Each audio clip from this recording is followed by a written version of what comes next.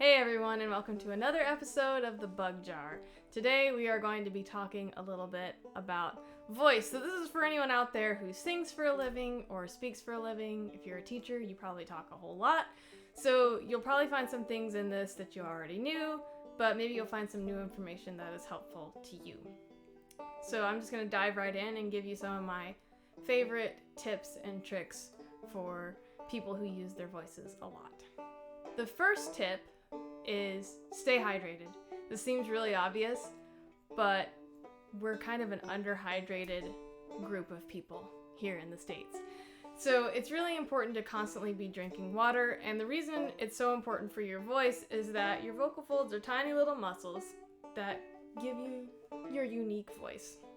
And they're covered in mucus, and if that mucus gets really thick, then you run the risk of causing little abrasions on your vocal folds, which can lead to things like polyps and nodes. You may have heard this stuff before if you've ever taken voice lessons, but it's really, really critical that you're drinking enough water to keep that coating that they have really, really thin and slick so that they're not getting all that extra friction when you're speaking or when you're singing. The kind of rule that you've probably heard is 8 glasses a day or 64 ounces. That's the baseline.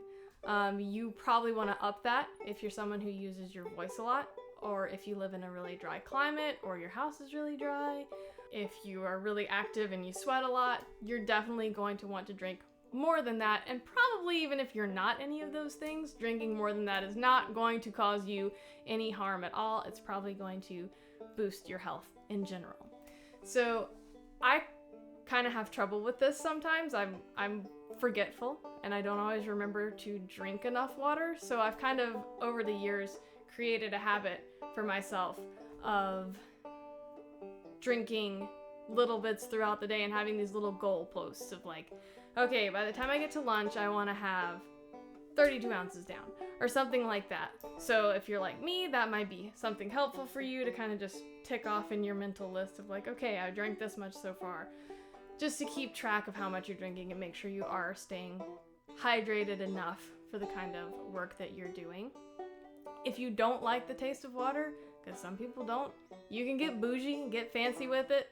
Throw in some lemons or some mint or strawberries or whatever you want so that it doesn't taste just like regular water. Personally, I think that water that has fruit in it doesn't really taste any better than regular water. It just tastes like watery fruit. But if that's your thing, go for it. Or you can get seltzer water. Now, for those of you who consume alcohol, seltzer water and hard seltzer are not the same thing. Hard seltzer is an alcohol, and alcohol tends to dehydrate you. So if you're someone who partakes of adult beverages, make sure that you are doubling down and drinking even more water because they're making you pee and you're losing the water that you're drinking. So the second tip that I have is to warm up every day or nearly every day. Again, I'm not a perfect person and sometimes I miss days and I don't warm up. I know. I'm sorry to all my old voice teachers. I know I've disappointed you. But kind of create a routine for yourself where you're able to warm up at some point. And I'm not going to go into vocal warm-ups in this video. I might in a later video. If you want to do that, you can pop a comment below and let me know and I'll pull out some of my favorite warm-ups. But you can go online and there's tons of resources out there for fun things that you can try out. But you want to make sure that you're using your voice correctly and warming up for the kind of speaking that you're going to be doing or singing that you're going to be doing. So I like to do trills, which are like the thing that you've heard singers do and think it sounds stupid. They're great exercises. I like to do sighs and sirens, things like that. And very recently I've started doing what's called straw phonation. So straw phonation is basically singing through an actual straw. I use steel straws, so I'm not killing any turtles. But basically you just hold the straw up and you sing through it, and it's pretty cool. And I'm going to put some links down below to some resources where you can read more about that and other SOVT exercises. SOVT is an acronym that stands for semi-occluded vocal tract. So that means that your vocal tract is partially closed off. like an ooh or when you're blowing on a straw. Designing a warm-up routine that fits in your day and works really well for you is really important. And so make sure that if you're using your voice, even if you're not a singer, that you're doing that. My third tip is making sure that you have some time to rest your voice, especially if you use it for extended periods of time at a stretch. So if you're doing 2 or 3 hours of singing or 2 or 3 hours of teaching, it's really important to give yourself enough time in between to recover. So think of it as a workout. When you're working out or doing anything that's really physical, after a couple hours of doing that, you're really, really tired. And so the same thing happens to the voice. The voice gets tired. And so giving yourself a little 10-minute break every so often can be really helpful.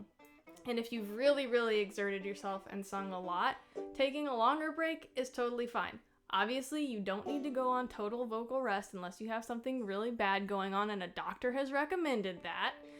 But giving yourself rest throughout the day to let your vocal folds just chill and kind of recover is great.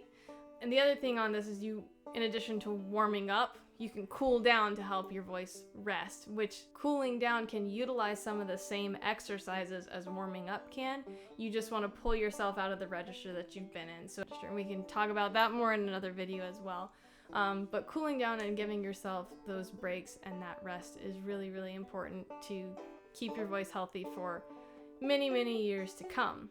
So that's it for today. So share in the comments below your tips for vocal health. And if you like this video, give it a thumbs up and subscribe. Hit that bell so you get notifications. Follow us on Instagram, follow us on Facebook, maybe buy a t-shirt, all those things. And again, thank you so much for watching. I really appreciate it. We will see you next time.